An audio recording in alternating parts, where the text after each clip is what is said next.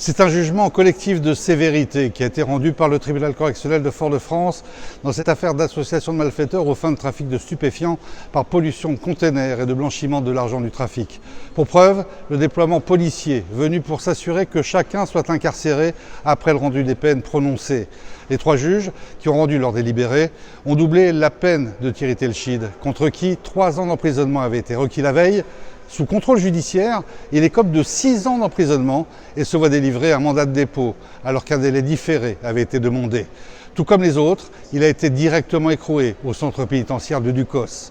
C'est 1 an de plus que celui qui avait été présenté comme le principal lieutenant de ce trafic, Alexandre Mindor, condamné à 5 ans d'emprisonnement et maintien en détention.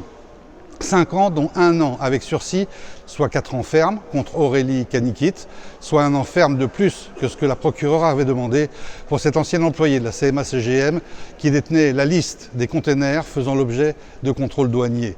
Louis-Guy Boucaud et Michael Mayout sont tous deux condamnés à 3 ans d'emprisonnement, avec mandat de dépôt. Enfin, celui qui a toujours été présenté comme le chef d'orchestre de cette association de malfaiteurs, Yann Dolium, il écope d'une peine de 8 ans d'emprisonnement ferme, soit 1 an de moins que les 9 requis, assorti d'une amende de 200 000 € et d'une interdiction définitive d'exercer comme docker.